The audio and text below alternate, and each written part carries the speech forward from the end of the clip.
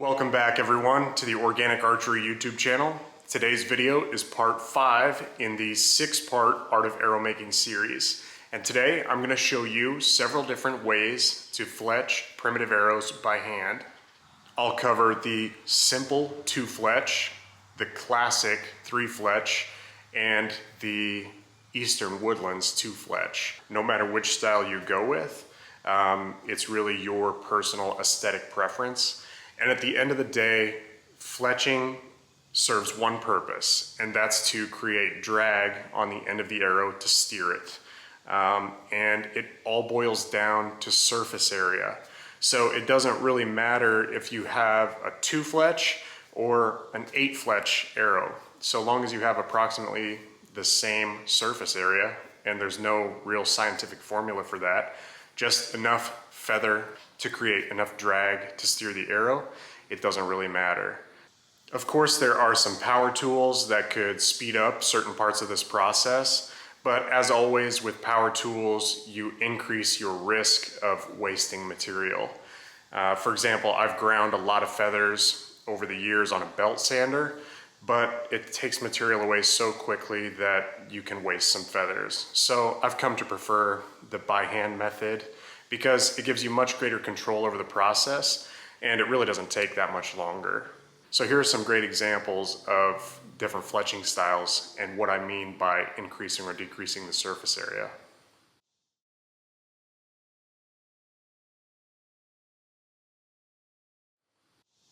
All right, I've got a bunch of different arrows here to show what I mean by the total surface area affecting the number and the shape of the feathers. So this first one here is an authentic Hadza arrow, and it is fletched with 8 guinea fowl feathers. And since it's an 8-fletch, they're very short in both length and height. So they're probably only about 2 inches long and 1/4 of an inch high. The next one is another authentic Hadza arrow, and this one is fletched with 5 guinea fowl feathers in the tangential style. And all that means is the entire feather is used. As you can see, when the number of feathers decreases, the length needs to increase. So these ones are about 4 inches long and 1/2 inch tall or so. Moving on to an arrow that is more akin to the standard 3-fletch, although this one is done in the Plains Indian style, so it's very short and long, which is how it was traditionally done. And they made them extra long because of how short they were typically trimmed. So these are about 5.5 inches long and 1/4 of an inch tall. This is one of my personal favorite hunting styles, and it's just the simple 2-fletch with a 90-degree helix. And I've taken more big game animals with the simple 2-fletch than any other style. In fact, this is my old hunting set from last fall, and this one here still hasn't been cleaned up from taking a nice doe right at the end of the season.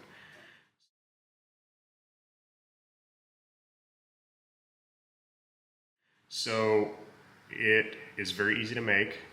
It requires less feathers, and it has no fletching here to run across the shelf of the bow when you draw back, so you don't get this noise when you draw, which gets you busted every time because there's nothing that sounds like a turkey feather passing over wood in nature.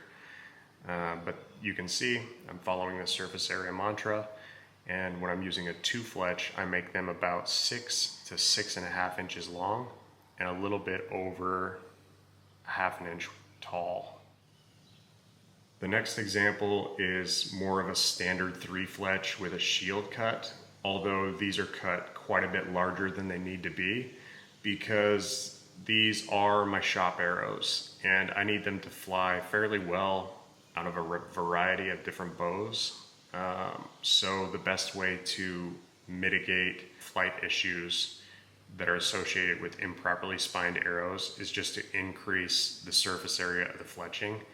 So this gives it the ability to steer itself into a good flight path even when the arrow is not perfectly matched to the bow.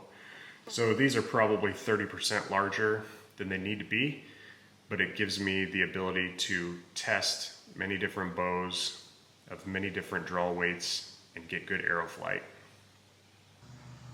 The last example here is the simple tangential two-fletch. It's just as straightforward as it looks. Two whole feathers attached to an arrow with binding on both ends, no glue.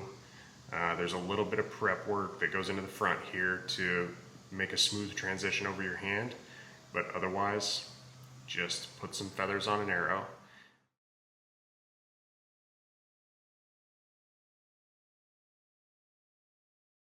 Here are the tools you'll need for this tutorial.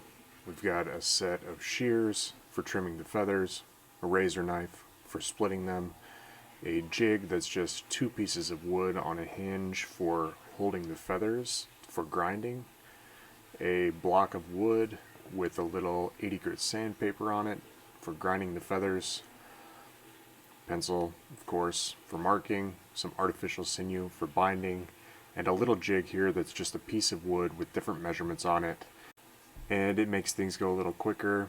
These 2 marks up here are just for the distance of the fletching from the nock, and the remainder of the marks measure the total fletching length. Of course, you'll need some arrow shafts. These are all the arrows from the other chapters in the series. We have the dowels, the hand plane shafts, the river cane, and the wild shoots. Lastly, you'll need your feathers. These are turkey secondaries and turkey tail feathers.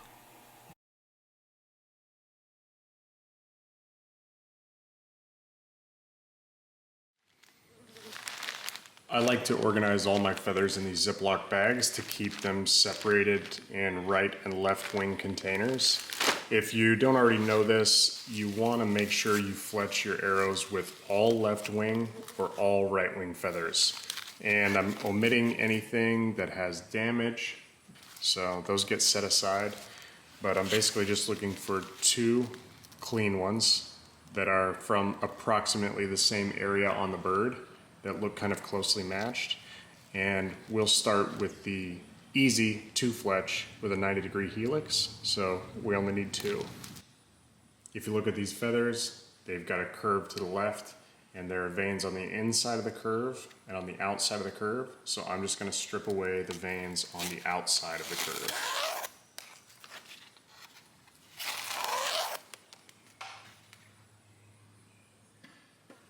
Next, I'm going to trim them to length with my jig here. This dark Sharpie line is where the feather trimming measurements start. And you can see I have marks for 4, 5, 6, and 7 inch fletches. But an important note is each of these measurements is actually 3/4 of an inch bigger than it needs to be. So you can see that the 5 inch mark is actually at 5 3/4, the 6 inch is at 6 3/4, and so forth. That's because we're going to leave a little extra on either side of the feather that we cut away for binding the arrow to the shaft. I'm going to start my trim where the quill has some mass and not out here in this really thin area. Set it up against my 6 inch mark.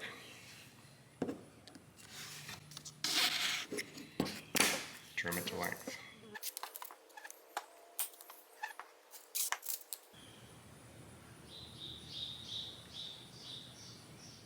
Now we need to split the quill to prepare it for grinding. And I use a razor knife because it's really thin and it gives great control. And I prefer to start from the small side. You can see a line that runs right down the center of the quill. If you can get your knife to find that groove, it'll just split beautifully. Obviously, if you don't feel comfortable cutting towards yourself, don't do it. Not gonna say I haven't cut myself before, but hey, put a Band-Aid on it and carry on.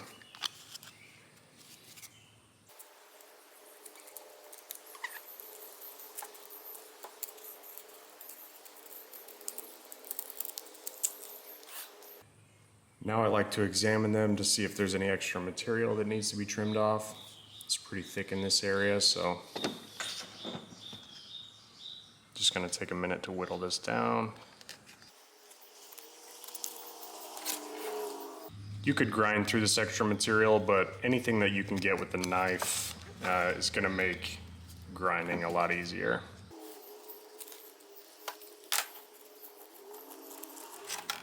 Next comes the handy little arrow grasping jig.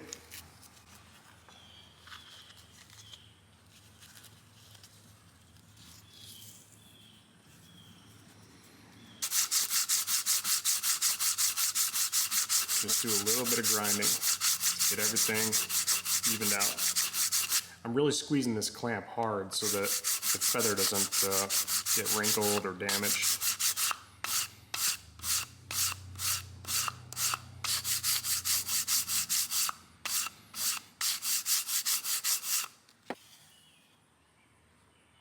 That one's done. One quick thing to add when you're grinding these feathers is you do not want to breathe in a bunch of this feather dust. Bone dust and feather dust is quite toxic, and that's another reason I like to use the hand method instead of power tools, because power tools just dust the entire shop up full of feather dust, and I have to wear a respirator. But when you're doing it by hand, as long as you don't go crazy, the dust just kind of falls onto the table and you don't have to worry too much about breathing it in. So you can see with a little bit of time spent on the knife, making sure everything's nice and thin and cleaned up, it takes no time at all to grind those. Now we need to take a little tab off the front and the back to help lash the feather to the arrow. I like to go for about 3/8 of an inch. Should just be able to strip the front, trim the back.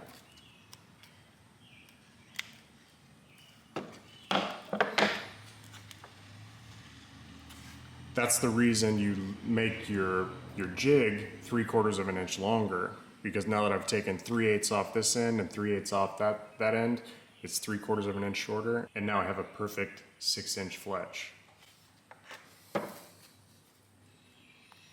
Don't worry about making these, super precise, because once you get them on the arrow, you can fine tune them.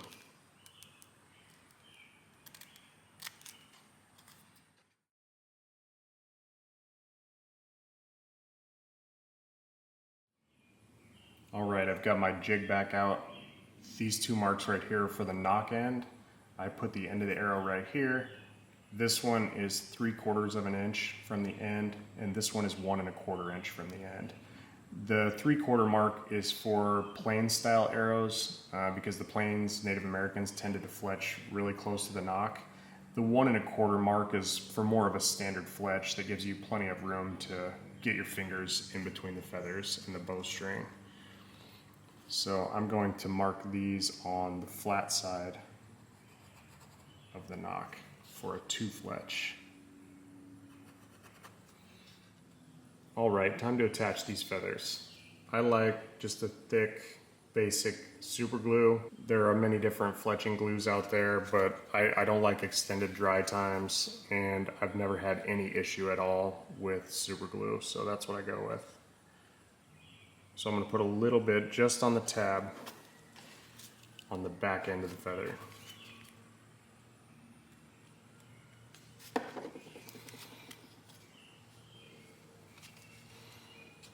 Now I'm using that mark as a reference point for where the veins actually start, and I'm lining it up with the center of the flat portion of the knock.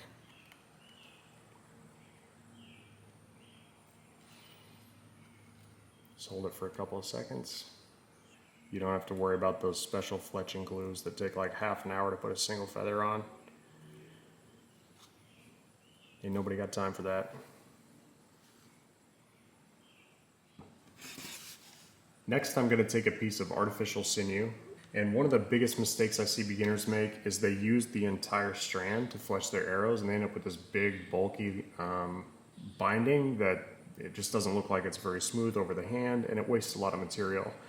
These strands actually break apart into 5 smaller strands, and you only need one tiny little strand to do your fletching.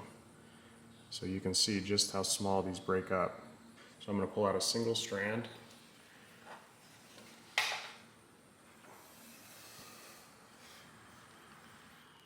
Now you can make your life just a little bit easier if you trim the tails of these kind of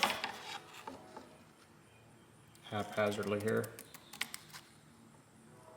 just to get them out of the way so you can bind a little bit easier. One of the frequently asked questions from this series is, will I be reinforcing the knock area? And the answer is yes.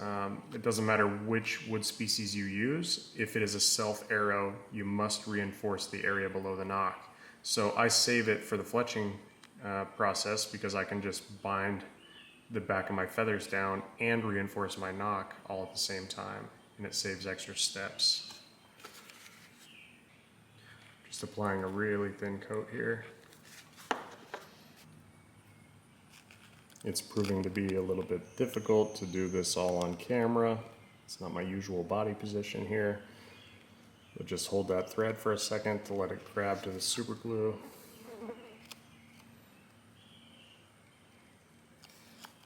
Start winding. I'm going pretty tight, but not white knuckle tight or anything. You want to secure those tabs on the quill, but if you pull hard enough, you could just crush them. Now once I get about half a dozen wraps or so, I'm going to trim that loose piece off and finish going all the way up to the knock. Now I like my knocks to be double reinforced, so I'm going to bring it right back down.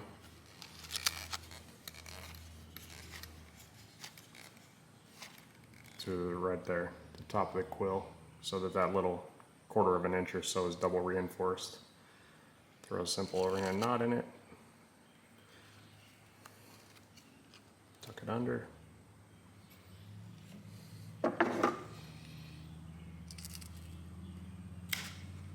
You want this to be coated in super glue so it's nice and secure. Sometimes there's a little bit of extra squeeze out there, and all I have to do is run that squeeze out across it. But this one's a little bit dry, so I'm going to put one more drop, especially where it tucks under.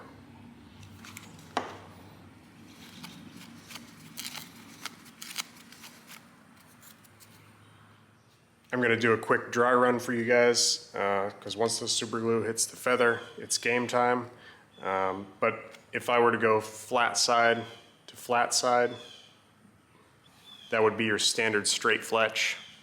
And there's nothing wrong with a straight fletch. I like to add 90 degrees of helix. So my tail is on the flat side, my front end, I'm going to spin around to the knock opening. It's going to give you a nice, aggressive helix. One mistake I see people make is they do a full 180 helix. That is pretty much a barber pole spiral, and in my opinion that's too much drag, and that's going to make your arrows fly slowly, kind of like a flu. So I think the sweet spot is 90 degrees. Just going to put a couple drops of super glue along the length of this arrow, or along the length of this feather rather. You don't want a ton. Then I'll take a little toothpick and evenly distribute it along the length of the quill. Make sure to get right up under the wrap there.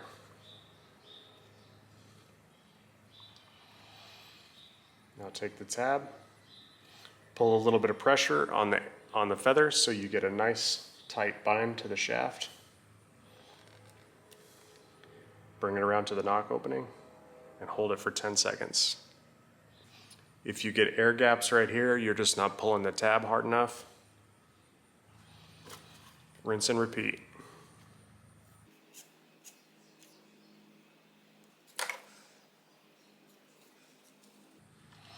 You're gonna get some super glue on your fingers. Don't worry about it. It comes off in the shower. A nice, even two-fletch with a 90-degree helix. Now, with the front end of the feather being in line with the bowstring, when the arrow is rested up against the bow, there's no feather to contact it, so you get a nice silent draw. We just need to bind the front and we're done. Before we finish binding the front, you need to address this sharp piece of the quill right here where it's square. I just take my razor knife and very carefully smooth that out. You want a nice smooth transition, so when the arrow passes over your hand, you don't get any injuries. Same as before.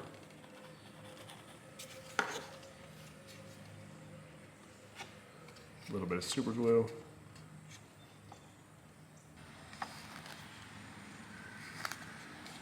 Start winding.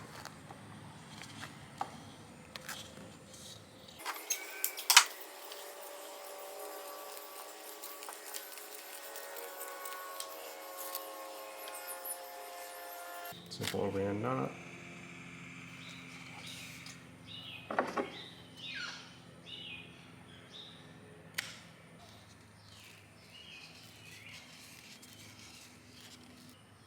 Now you can see how beautiful of a transition that is. It's almost perfectly flat to the arrow. If your nock point is set correctly, you're never even going to feel that cross over your hand.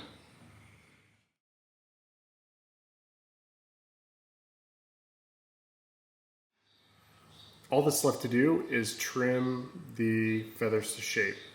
And I saw a video once of a Japanese master Fletcher who had some really long scissors that let him cut the feathers in one sweep, and I thought that was really cool, so I bought myself a pair of Alex Japanese long scissors here.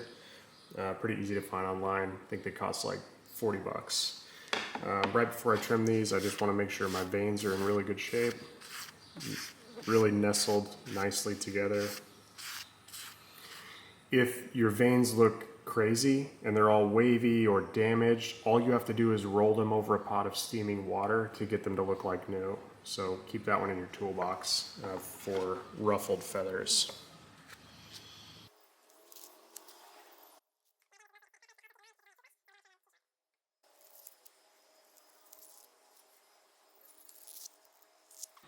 Now to make room for my fingers.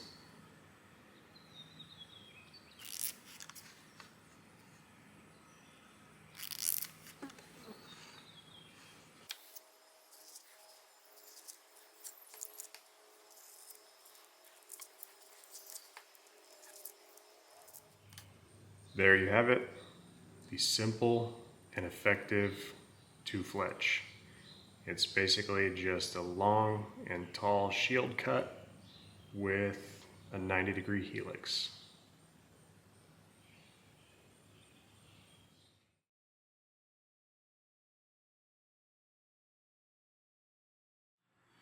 The next set of arrows is going to be the split timber shafts from chapter 2, and I'm going to put a straight three-fletch on them. So I'll speed through the prep here. It is exactly the same prep as the two-fletch. I'm just doing 3 this time.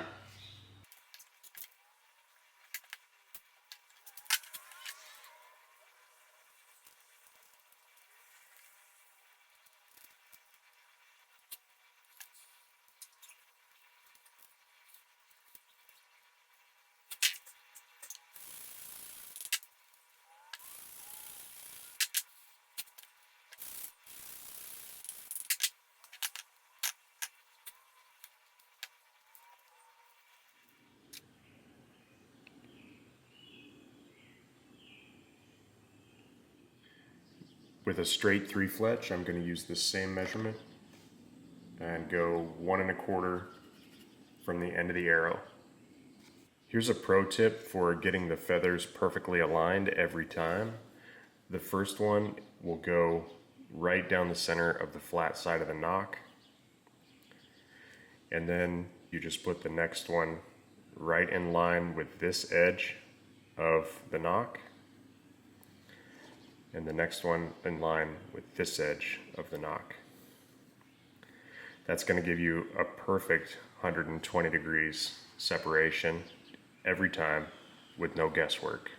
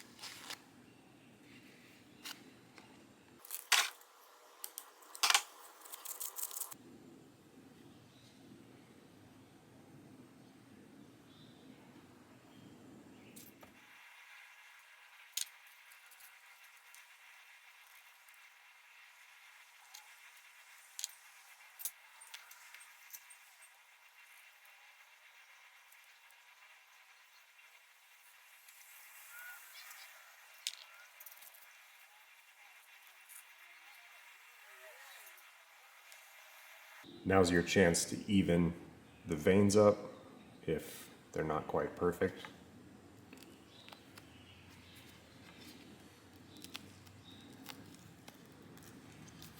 Trim the leading edge for a smooth transition.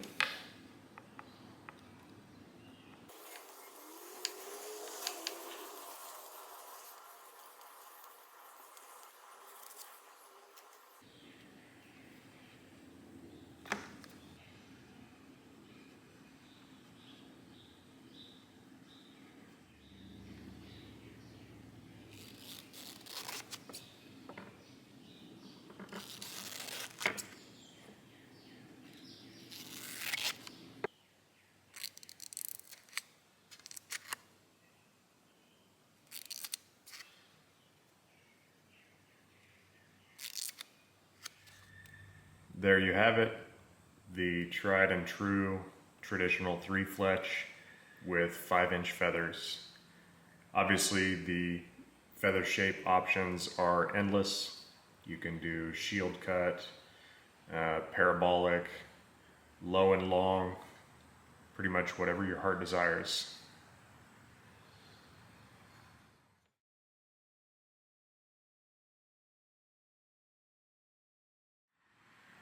The next style I'm going to show you guys is one of my personal favorites just because they look so cool and they fly so well. That's the Cherokee two-fletch, or the Eastern Woodlands two-fletch. I've got my bag of turkey tail feathers here, and turkey tail feathers have a natural bend in them just like the wings, so make sure you match these as well. You can see this one bends in this direction and this one bends in the opposite direction. So I'm going to get 2 tail feathers that are matched in bend. And what better set of arrows to put a Cherokee two-fletch on than these river cane arrows that we built in chapter 3, because cane was widely used along the eastern seaboard by the Native Americans. The feather prep for this style of fletching is a little more complex, so I'll cover it from start to finish. Just like with the wing feathers, we want to maintain all the vanes on the inside of the curve. The difference with the Eastern Woodlands two-fletch is we also want to save some of the vanes on the outside of the curve.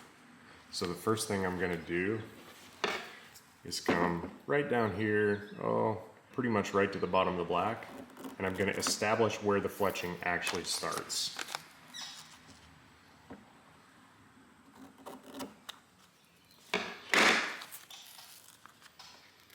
So that's where my fletching will start. I want it to be 6 inches long. So I'm going to use my jig here. Now make sure you're on the inside of the curve, because that's the one we want to be 6 inches long. Now that I know which one of these is my primary fletch, I'm going to come halfway down. And this can be a guess. We can fine tune it later.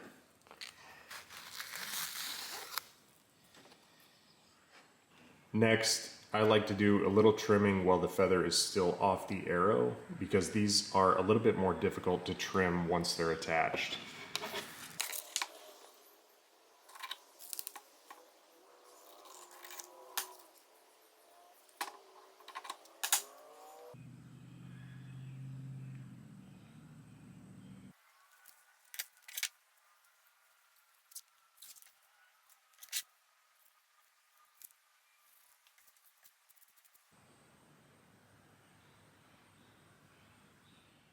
With this style, you only have to split and sand the part of the quill that's exposed. And I like to leave this long stem on here because the only place that's going to have glue is a little dab under here and a little dab right here. So this extra stem gives you a lot of material to pull on to get your fletching nice and tight and neat.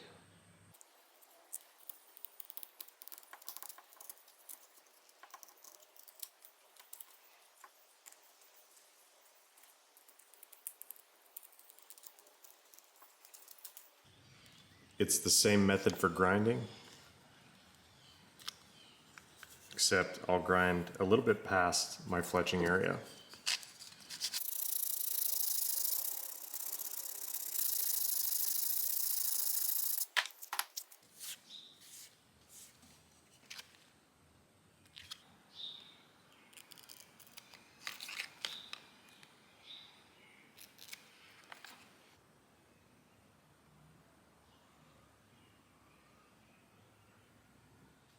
I'm going to go 1 1/4 down from the end of the arrow again, and I'll orient them in the same way as my simple two-fletch, so there's no feather to contact the handle of the bow.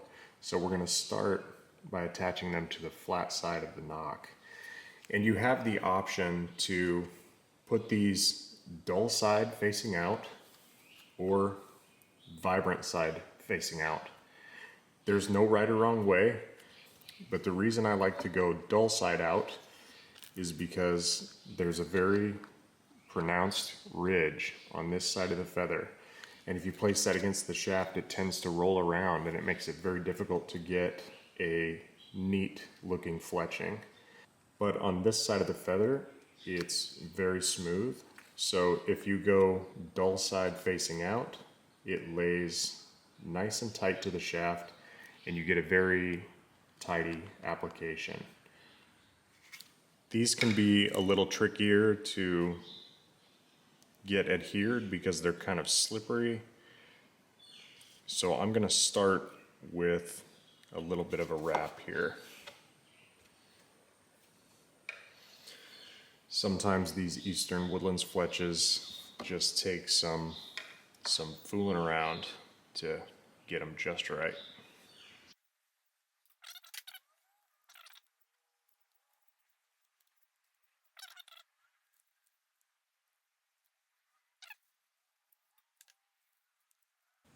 Now, if you try to pull the thread too tightly, the quills will roll on you and ruin your application. So, firm pressure, but nothing too crazy.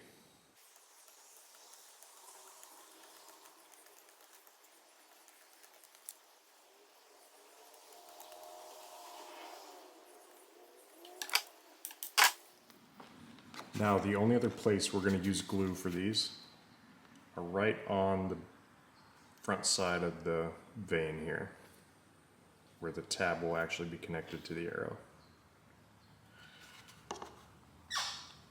And I like 90 degrees of helix. You can experiment with whatever you like, but I'm tugging on this pretty hard. Keep in mind, if you really try to hulk this thing, you'll probably break the quill right here. So nice and tight, but don't go crazy.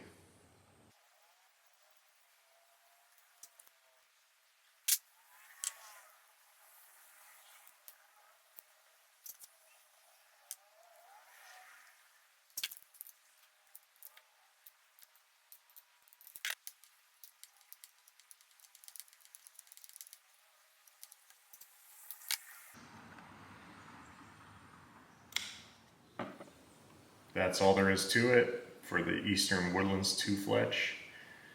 These are 6 inches with 90 degrees of helix. So the prep work for the feather takes a little bit longer than the other styles, but the application is pretty straightforward. That's it for today's video, guys. I could show you how to do the tangential fletch, but it's very straightforward. Just take 2, 3, 4, however many feathers you want, leave them whole, do 0 prep work basically, lay them dull side facing up, and trim them to your liking. I'll close out the video with some tight shots of the 3 fletching styles we covered. And don't forget to check out my website, organicarchery.com. Be sure to sign up for our email newsletter over there so you can be the first to get notified of any new workshop openings, product availability, and so forth. We will never spam you. It will always be related to organic archery workshops and product drops, and we will never sell your information. I'll see you all again in chapter 6, where we will finally close out this Art of Arrow Making series, and I'll show you how to make broadheads from repurposed tool steel, and we'll also cover applying some of the commercially available glue-on points. Thanks for watching.